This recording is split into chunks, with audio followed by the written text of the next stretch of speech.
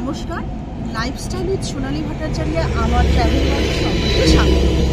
আজ আমরা কয়েকজন মিলে অফিস সেমিনারে যাচ্ছি। কোথায় যাচ্ছে পুরো ভিডিওটা দেখতে চেষ্টা করবেন, স্কিপ না করে। তো প্রচণ্ড হই হুল্লোড় আনন্দ করে আমরা সকলে মিলে এই এসি গাড়িটা বুক করছি, কারণ বাইরে প্রচণ্ড গরম। 6:30টায় আমরা রওনা দিচ্ছি। তো সকলে আমার সাথে থাকুন আর ভিডিওটা পুরোটাই দেখুন। দীর্ঘ যাত্রাপথে চা বিরতি নিয়ে গাড়ি ছুটে চলেছে রূপনারায়ণ নদীর ওপর দিয়ে। এত সুন্দর লাগে এই ব্রিজগুলো পেরোতে। আসলে নদীর এত বিশাল বিস্তার আমরা কয়েক মিনিটের মধ্যে পার হয়ে যাই, আর ব্রিজে উঠলেই যেন মনে হয় কতক্ষণে আসবে আমাদের মূল গন্তব্যস্থল। চলে এসেছি কোলাঘাটের শেরিন বেঙ্গলে। এখানে আমরা আমাদের প্রাতরাশ সেরে নেব। সবাই গাড়ি থেকে নেমে এদিক ওদিক ঘুরে বেড়াচ্ছে। যে যার মতো মনপসন্দ খাবার আমরা বেছে নিয়েছি। কেউ ধোসা, কেউ কচুরি, কেউ আলুর পরোটা, রায়তা, অবশেষে মালাই চা তো আছেই। আর এখানের খাবার ভীষণ উন্নত মানের। গাড়ি ছুটে চলেছে নোনা জলের দিকে। দুপাশে শুরু হয়ে গেছে মাছের ভেড়ি। মনটা ভীষণ খুশি। ভীষণ বাইরে গরম, কিন্তু তাও মনটা খুশি হচ্ছে যে কারণ আমরা দৈনন্দিন কাজের বাইরে আমরা কোথাও একটা ছুটে চলেছি একটু আনন্দ পাবার আশায়। চাউলখোলা দিয়ে গাড়ি ছুটে চলেছে আমাদের রিসর্টের দিকে। মনটা আরও খুশিতে নেচে উঠেছে। আমরা প্রায় পৌঁছে গেছি আমাদের মূল গন্তব্যস্থলে। অবশেষে আমরা এসে গেছি আমাদের গন্তব্যস্থলে, প্রাইম বিচ রিসর্ট। দূরে দেখা যাচ্ছে সুইমিং পুল আছে। 46 ডিগ্রি টেম্পারেচার। আমাদের মতো পাগলরাই বোধহয় ঘুরে বেড়ায় এইভাবে তাপমাত্রা উপেক্ষা করে। তো আমরা আজ প্রাইম বিচ রিসর্টে থাকবো। আমাদের রাত্রে এখানে একটা অনুষ্ঠান আছে, তো তার ভিডিও পরে আপলোড করব। তো চলুন দেখা যাক এরপর কি হয়। রিসোর্টের 103 নম্বর ঘর হচ্ছে আমাদের জন্য বরাদ্দ। তো দেখা যাক ঘরের মধ্যে কি আছে। আমরা আমাদের ঘরে, এই হচ্ছে বিছানা, এসি চলছে, একদম পুরো চিল করা রয়েছে। বাথটব, কিন্তু আমরা তো এখানে স্নান করব না, একটু হলেও সমুদ্রে নামবো। এসেছি সমুদ্রের ধারে। খুব সুন্দর করে বাথরুমটা সাজানো রয়েছে। একটা সুন্দর কাবার্ড জামা কাপড় রাখার জন্য।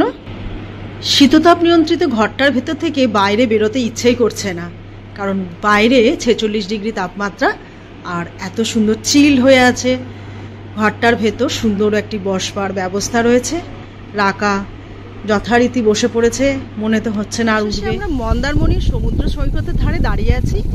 পুরো ফাঁকা সমুদ্র তট, কারণ আগেই বলেছি 46 ডিগ্রি টেম্পারেচার, তবু দু একজন স্নান করছে। আর আমাদের মতো পাগল যারা, তারাও এসছে এই সমুদ্রের ধারে। অসম্ভব একটা সমুদ্রের গর্জন শোনা যাচ্ছে। মানুষের কোলাহল নেই, নিস্তব্ধ। দুপুরবেলার বাকলুকা বেলায় আমরা রয়েছি প্রাইম বিচ রিসোর্টে। প্রাইম বিচ রিসোর্টে রয়েছে সুন্দর ওয়াটার পার্ক। বাচ্চারাও নেমে পড়েছে ঠান্ডা জলে। ভীষণ ভালো লাগছে। বাপাস থেকে আসছে সমুদ্রের ঠান্ডা হাওয়া, আর তার সাথে ঠান্ডা জল। এত গরম থেকে যেন মুক্তি পাওয়া যাচ্ছে। ছোট বড় সকলেই আমরা এই জলের আনন্দ উপভোগ করেছি। হোটেল কর্তৃপক্ষ প্রতিদিন সকালে পুল পরিষ্কার করে। সকাল 9টা থেকে রাত 9টা পর্যন্ত এই জলের আনন্দ সকলেই উপভোগ করতে পারেন। আমি তো উঠে গিয়েছিলাম একদম ওপরে, জলকে ওপর থেকে অনুভব করব বলে। আর এক বাকেট করে জল ওপর থেকে নিচে পড়ছে, সেই জলে তোর কিন্তু রাখা সম্ভব নয়। একদম দেখুন পড়ে গেছি নিচে প্রায়। আর আমাদের সাথে গৌতমও এই জলের আনন্দ উপভোগ করছে। আছে বিভিন্ন রকম জুস, ফল, স্যুপ, পাউরুটির বিভিন্ন রকম আইটেম, ইডলি, ডিম সেদ্ধ ভালো না লাগলে আপনি পোচও খেতে পারেন। এছাড়া রয়েছে পোহা। প্রাতরাশ কিন্তু আপনার রুম বুকিংয়ের সাথে ইনক্লুডিং। আমরা চলে এসেছি এরপর দুপুরের খাবারে। ভাত, রুটি, ডাল, ভাজা, চিকেন, মাটন, পনির, মাছ সবই ছিল অল্টারনেটিভ, যেটা আপনার ভালো লাগবে। চাটনি, মিষ্টি, আইসক্রিমেরও কিন্তু বিভিন্ন রকম স্বাদেরও দেয়া হচ্ছিল।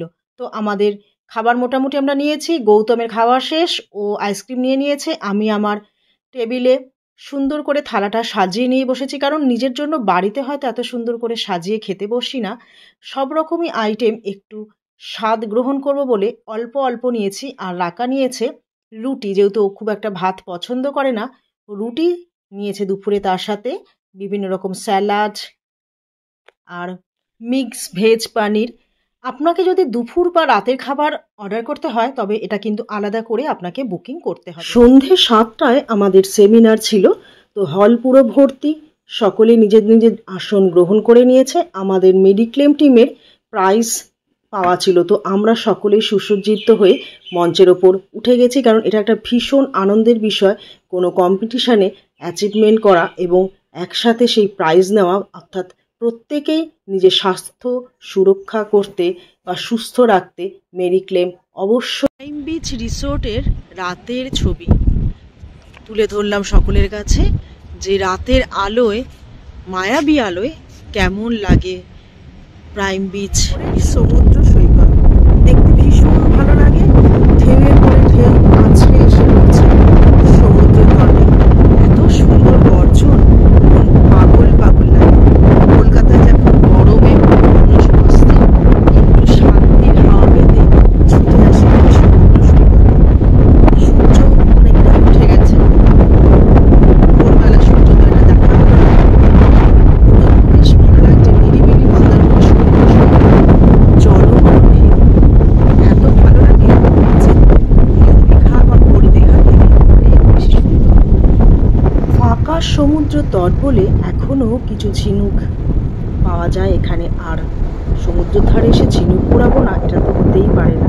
সময়ের অভাবে স্নান করতে পারবো না বলেই হাত দিয়ে ছুঁয়ে নিচ্ছি জল, এক ফোঁটা করে যে পড়ছে, এটা দেখতে কিন্তু বেশ ভালো লাগছে।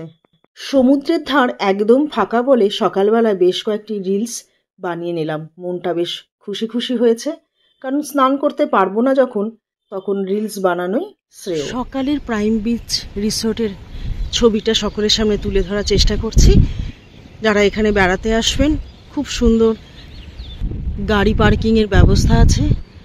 দেখুন কি সুন্দর মাঠে জল দিয়ে ভিজিয়ে দেওয়া হচ্ছে, এরা খুব ওয়েল মেনটেন করে, এত সুন্দর গার্ডেনিং করেছে, সেটাকে জল দিয়ে পাতা ঝাড় দিয়ে খুব সুন্দর করে পরিষ্কার করছে। আর টলটলে জল সুইমিং পুলের, সেটাও দুবেলা পরিষ্কার হচ্ছে যাতে সকলেই স্নান করতে পারে। তো আপনারা যারা আসবেন, নিচের ডেসক্রিপশন বক্সে অবশ্যই আপনাদের আমি ফোন নাম্বারটা দিয়ে দেবো যোগাযোগ করার জন্য। একসময় দীঘায় সকলে আসতো ঝাউয়ের শাড়ি দেখতে, সামনে বিশাল সমুদ্র সৈকত আর তার উল্টো দিকে থাকতো এরকম ঝাউয়ের শাড়ি। এখন নগরায়নের যুগে শুধু বাড়ি আর হোটেল, কোথাও নেই কোনো ঝাউয়ের শাড়ি। এরা প্রায় বিলুপ্তির পথে, কোথাও কোথাও গাছ কেটে এরমভাবে ফেলে রাখা হয়েছে। দেখতে ভীষণই খারাপ লাগে যে আমরা শুধু নগরায়নের জন্য প্রকৃতিটাকেও প্রায় নষ্ট করে ফেললাম। এত সুন্দর ঝাউয়ের শাড়ি 90-এর দশকে বা 80-এর দশকে যারা আমরা দীঘায় আসতাম, তাদের ভালো লাগতো শুধু এই ঝাউবন থেকে দীঘার সমুদ্র তটটিকে দেখার জন্য। তার সাথে গাছের এত সুন্দর মূলের সৌন্দর্য, আর সামনে সমুদ্র সৈকত, পিছনে ঝাউয়ের শাড়ি, অদ্ভুত সুন্দর একটা মোহময় সুন্দর অনুভূতি। কত সুন্দর ক্যাকটাসে ফুল হয়ে আছে, দেখুন দারুণ লাগছে দেখতে। তো আমি তো এখান থেকে একটা গাছ নিয়ে যাবই, নিজের বাড়িতে লাগাবো বলে। এই টয় ট্রেনে বাচ্চা বুড়ো সকলে কিন্তু ফ্রি রাইডিংয়ের ব্যবস্থা আছে। আর ফেরার পথে সকলেই লাস্ট ছবিগুলো তুলে নিচ্ছে চটপট, কারণ এরপর আমাদের গাড়ি ছেড়ে দেবে, আমরা ফিরবো ঘরমুখী। ভ্রমণ আমাদের আজ শেষ হয়ে যাবে, কারণ চেক আউটের টাইম হয়ে গেছে। ছোট্ট ব্লগটা কেমন লাগলো অবশ্যই লাইক কমেন্টস করে জানাবেন। শেষে আমার চ্যানেলটিকে সাবস্ক্রাইব করবেন, কারণ 46 ডিগ্রি তাপমাত্রা এই গরমে দাঁড়িয়ে আমি ভিডিওটা করেছি, পুরোটা খুব ভালো করে দেখবেন। আর প্রাইম বিচ রিসোর্ট মন্দারমণিতে যদি আসতে চান, সমুদ্রের ধারে খুব সুন্দর সমুদ্রের ধারে পুল রয়েছে, আপনারা স্নান করতে পারেন। এত সুন্দর প্রাকৃতিক পরিবেশে, এই মনোরম পরিবেশে কেমন লাগবে অবশ্যই আমাকে কমেন্টস করে জানাবেন। নমস্কার।